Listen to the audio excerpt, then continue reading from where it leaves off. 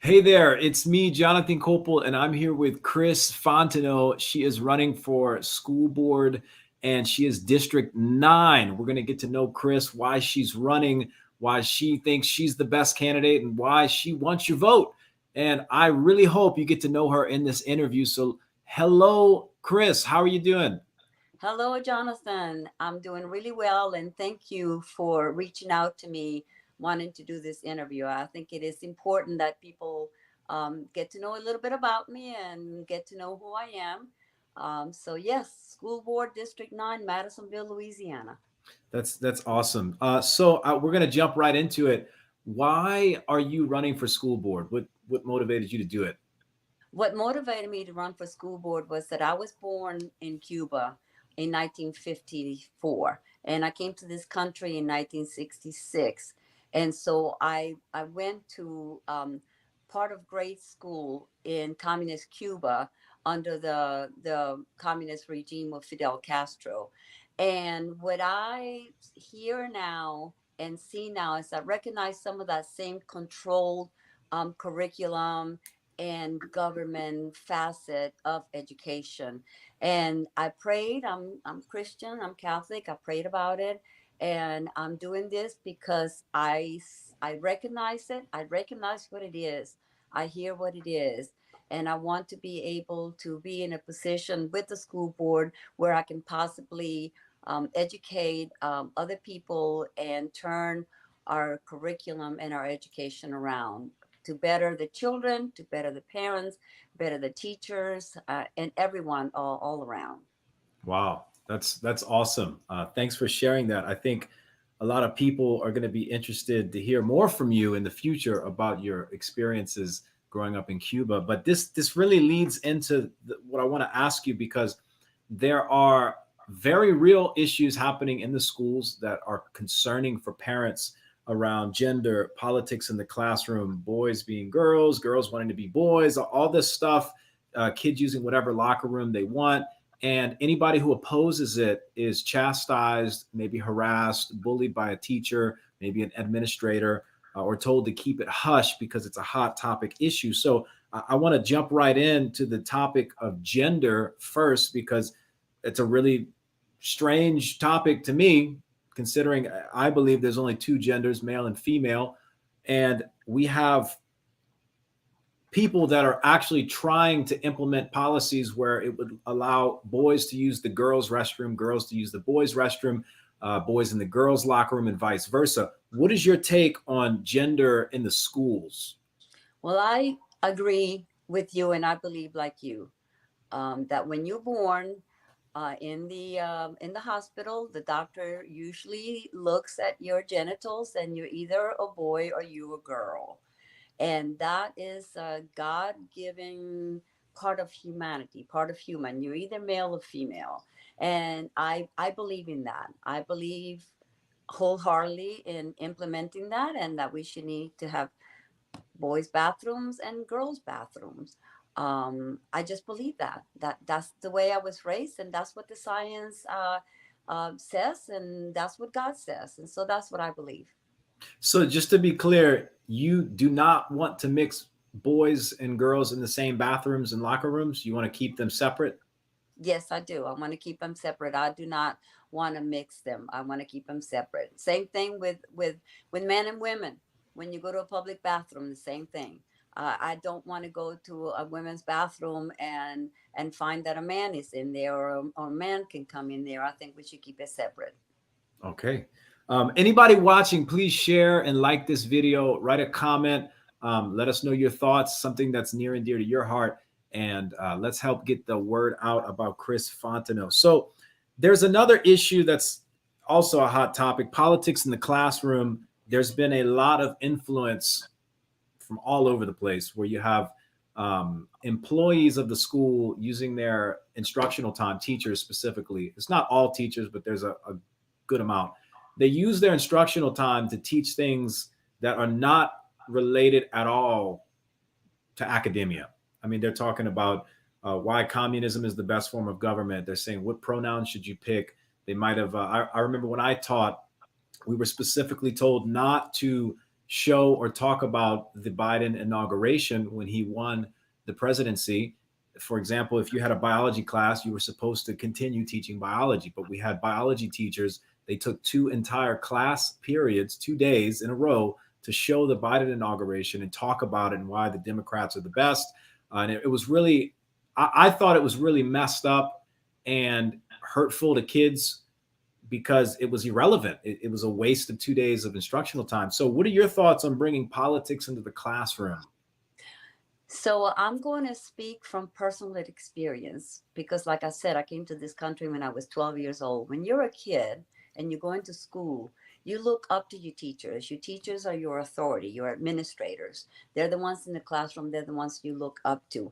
And whatever they tell you do it because you owe them that respect because they are your authority. So what I remember when I was growing up was being indoctrinated rather than educated. And as a child, as a kid, you do not realize this until you're an adult. And when I became an adult, I thought, wow, I remember being indoctrinated where they would teach you these things that you know were different from what you were, your parents were trying to raise you as. And then all of a sudden, there's that divide. You no longer think like your parents. You think like the government, or you think like the entity of school. So I believe that we are fortunate enough in this country to offer public education to our children, and I think it should be free of political agendas. I don't think there's any time in the classroom where anyone should be up there speaking what they believe and trying to teach that to the children. I think that's wrong. I see it in all platforms of life. You definitely see it in the political world nowadays, where, like you said, if you do not align with certain ideology, they annihilate you and they get rid of you in a New York second. So, as far as I'm concerned, no political agenda has a place in the classroom. All right. Now, this is a very big topic for the community. It has to do with the budget, right? Auditing the budget, assessing what's going on with the money, how it's being spent, and in general, assessing the overall operations of the school system. Because after attending a meeting with the CFO and the internal auditor that the school has, it was very clear that there has not necessarily been assessments of all aspects of the school system. There's a lot of things going on. They don't know why it's going on. But what are your thoughts around auditing the budget and also the operations of how the schools are run? I think it's important to have transparency. And I think that being part of the school board, as a school board member, I think is our job to make sure there's transparency with where the money is being spent and why is it being spent there. I think that's paramount. I think it's paramount. We need to be clear as to what we're doing with the money and why we're doing this with the money, because we have a very large budget, as you know. Yeah, it's close. Lots of money. Yeah, close to 500 million. That's a lot of money. We have a Yes, lot of sir. we have a lot of schools too, and I think it's 40% of our property taxes go towards the school system, if I'm not mistaken. But th- that's interesting. That's good to hear from you about that. Now, employees, big part of the school system, right? You have a lot of great people working. You have great maintenance people, great teachers. You have great cafeteria workers, great custodians. Um, from the Don't forget top the to bus the drivers. bus drivers, you have people from the top all the way to the bottom.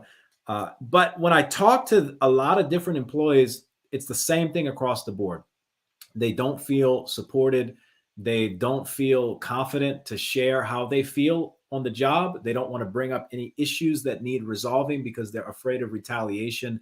They're afraid of being harassed. They saw my situation when I brought up problems that were happening within the classroom, not just in my school, but in other schools in the parish. I was harassed and eventually fired over it. But a lot of people are scared that they will face retaliation if Yeah. they bring anything up. What are your thoughts on the environment around employees and what do you hope to do with that? Improve it, look into, like, what do you think about the employee environment and their relation with the administration and the school board? So again, I say that as member of the school board, I think we have to listen to everyone, and we have to work across the aisle from everyone and try to iron all these things out. And I think that this is the United States of America. If you cannot voice your opinion about something that you think that is wrong without being erased in a New York second, there's something wrong with our system. We should be able to voice our opinion, and there should be an avenue of someone who's going to listen to what the problem is, look into the problem, and if indeed does exist, try to resolve it. We may not be able to resolve every issue 100% of the time, but we can definitely work towards coming to a happy medium, meeting people halfway, if that's what need be. But I think that we need to keep our eyes and our ears open and help to resolve as many issues as we possibly can. We used to be the top schools in the state of Louisiana in Tammany Parish, and we are no longer are that. We have let this happen to where our ratings have fallen, and I think we need to listen to the teachers and the parents and the bus drivers and the cafeteria people and the maintenance people, and listen to everyone and try to resolve as many of those issues as we can. What do you think about if you started to investigate, let's say there was a major problem going on in your district, and you talk to teachers and bus drivers and you talk to cafeteria workers and custodians, and they say, hey, we have an administrator who's ignoring us, that's just performing really bad, and you do your own investigation and everything points to this one administrator just doing a terrible job and creating a toxic work environment. Do you think that administrators, and this actually goes for all school board employees, teachers, and everything, should they just get a free pass, or should they also be treated like they would in any other profession where they could be up for review and even possibly terminated over poor performance? I think they need to be treated like in any other profession. I just because they work for the school system, I don't understand that ideology of giving someone a pass. What, why? It, Yeah, I don't know. Some people feel that if you work in the school system, it's a lifetime job, whether you perform well or whether you perform terribly. That's a real thing. There's a lot of people that think like that. well, that's not the real world though. In the, in the real world, I remember I worked at Tulane University for 17 years. We got evaluated every year, and whether you receive a pay raise or not, a lot of it depended on how you were performing. So I think that being evaluated is it's only fair. So what did you do at Tulane? Were you a professor or? I worked in different departments. I worked at the library. I worked in human resources. I worked at the law school. The latter part of my career at Tulane, I spent at the primate um, research center because I was living in Mandeville and that facility is in Covington. And so I worked there providing administrative assistance to a couple of different head of departments. um, I I helped to put together grants, um, to do put together payroll, to order things for the lab, make sure that the labs had what they needed to run their experiments, and worked on experimental scheduling some of those experiments. So, and administrative support. That's great. I didn't know any of your background until just now. I think I've seen you around, but it sounds like you're familiar with that academic environment and even a little bit of the business aspect of it, which is really important, especially because you're dealing with government money. Well, Tulane's private money, but if you applied for grants, I know you had to deal with the government with Right, that. right. And the So primate center is it's 100% funded by them. They generate their own income through funding, through federal funding. So wow. So, speaking of research and experiments, I want to ask you your thoughts on medical freedom for students and employees. When I worked at the school system, I thought I would have medical freedom. I was initially granted a medical exemption to not have to wear a mask, but then I was still forced to wear a mask. And then I was eventually fired over not, well, I was sent home for not wearing a mask, but the lawsuit that I ended up filing after I was fired speaks about that, the fact that I was harassed over my medical freedom after getting a medical exemption. Is medical freedom something that is important to you? Does it matter? And what are your thoughts around that topic for It employees and students? it does matter. It matters to me. And the reason why it matters to me is because we go in again to that experience that I have with communism, the control. It is my humble opinion that a lot of what happened during the pandemic was actually not to help anyone, but it was to control. So if you tell everybody, you fear monger them into telling them you have to wear a mask if you want this curve to flatten, and if you want everyone to be well, and if you don't want to get anyone sick, that's that's fear mongering, and it wasn't based on any science whatsoever. So I think medical freedom is indeed very important. It's part of our the freedoms that we so enjoy in this great country of ours. We're still Yeah. the United States of America. So if in the event we come into something similar to what happened not that long ago, the pandemic, and the federal government says you have to do this or else we will strip you of funding. The last school board, when this happened, didn't really, they weren't very proactive. They were reactive. And it took hundreds and hundreds and hundreds of parents calling and complaining and standing up just to get the school board to write a letter asking a question about who should determine if their kids have to wear a mask or not. That to me, I thought that was very passive. I thought they should have made a decision on the spot, like, hey, we're going to do it. We're not going to do it. We don't care about the Fed. That's my opinion. That's what I would have done. But if you were in that situation where the Fed says, do this or else, are you somebody who would oppose the Fed if it went against people's rights? I would. And I know that this is a huge answer. Not everything is it's black or white. You know, sometimes you have that little gray in between. Mm-hmm. But I have a problem with people being controlled. And we all saw what people did with the mask. Um, I remember flying one day and being at the airport, and when I got to the counter, she asked me to lower my mask to see my face. And I said to her, I said, well, you do know that once you touch the mask, that's it, it's obsolete. Whatever you're trying to do with this mask, it no longer works. Well, that's what you have to do. So I saw what we did. It wasn't effective. We weren't following the rules. We still are not following the rules like we're supposed to. I see people wearing masks and wearing it down here. What are you doing with that? Yeah. I am, and I know that some of things in life are really tough. My parents had to make tough decisions for our future, and I would make that tough decision. I don't think the federal funding is worth giving up what you know you believe in is right. Wow. And to really wrap this up, this goes back to the Fed and the state.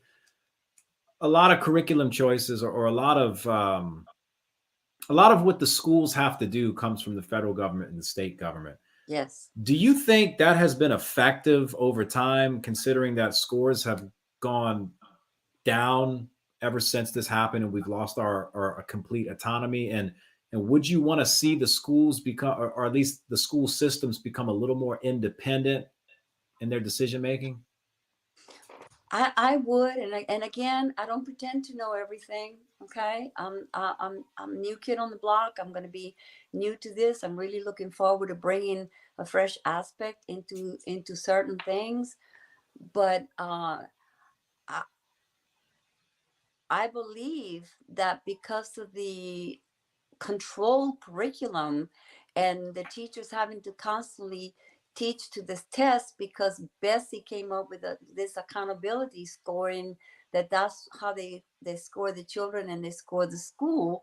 Our children have suffered because of that, because in St. Tammany, I know that the parents didn't want the math common core, and they were told by the superintendent, we cannot do that. If that's what you want, we're going to listen to you. But we want you to know that when your kids are tested on the material, the scores are going to go down because we're not going to be teaching them to take the test. And that's exactly what happened. I think that's unfortunate. I think that each parish and indeed each district is unique, and you should handle your business and what is best for your area. After all, not everyone on my block runs their budget the same way I do. Everybody's different. You have different things to consider, and I think it should be um, done on a parish and indeed by district Yeah, rather than a cookie cutter thing that comes from federal or from Bessie or from Baton Rouge or however you want to call it. yeah, I think teachers know what's best and what works the best, the local teachers, and if they were given an opportunity to really be a part of improving learning, I think it would be better than getting the consultants from Washington, D.C. or these outside companies from out of state, because only our local teachers understand how kids in our specific region learn. Yeah, kids across the world have similar traits and they learn things in similar ways, and some things work for everybody. But in our specific area, I think our teachers know best. People here know best. And I don't like it when the Fed and the state is telling everybody what to do and how to do it. And there's so much red tape. There is so much work that teachers have to do. It is absolutely ridiculous. Most of it's bogus. I used to teach.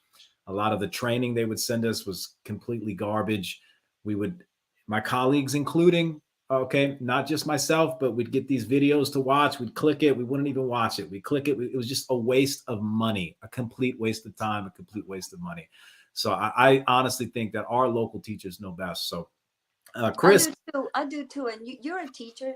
You went to school to become a teacher, I'm sure, because Well, that was your passion. That's what you wanted to do. I'm a former teacher. I got fired, and I'm not for rehire in St. Right. Tammany Parish. But Right. But people that go to school to get that certificate to teach, they do it because they have a passion for it. They love it.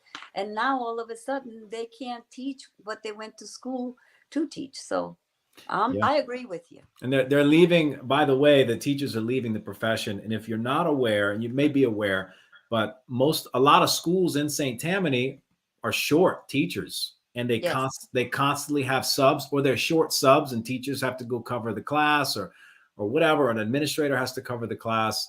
But they also split the classes. And they split. Yeah, it is literally out of control. And this is an ongoing problem that didn't just start because of the pandemic. It was just made more visible, in my opinion, and made a little Yes. worse by the pandemic. So you've got a lot of work on your hands. If you get elected, there's a lot to look at. I really do wish you well, and I hope Thank that you. you do really good with this election. Thank you. Thank you. I appreciate it. Anything else you want to add before we leave?